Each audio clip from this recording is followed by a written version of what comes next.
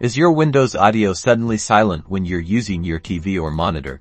Let's fix that fast. First, we need to make sure Windows knows where to send the sound. Right-click on the speaker icon in your system tray, usually in the bottom right corner of your screen. From the menu that pops up, select Open Sound Settings. In the Sound Settings, you'll see a section labeled Choose Your Output Device. Click on the drop-down menu here.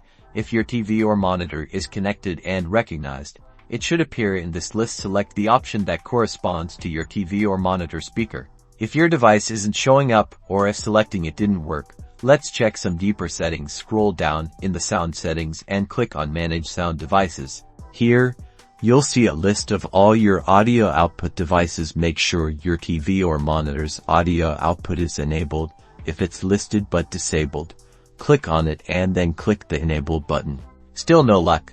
Windows has a built-in troubleshooter that can often pinpoint the problem. Go back to the main sound settings page, scroll down to the bottom and you'll find a troubleshoot button. Click this and follow the on-screen prompts. Windows will attempt to automatically detect and fix audio issues. The most common culprit for no sound can be the connection itself. If you're using an HDMI cable to connect your PC to your TV or monitor, HDMI carries both video and audio. Ensure the HDMI cable is securely plugged into both your computer and your display. Try a different HDMI port on your TV or monitor, and if possible, test with a different HDMI cable altogether.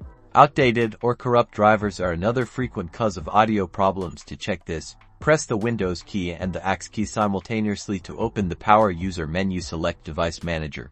In Device Manager, expand the Audio Inputs and Outputs category. Look for your audio device. It might be listed as your TV or monitor's name, or a generic audio controller. If you see a yellow exclamation mark next to it, there's a driver issue. Right-click on the device and select Update Driver.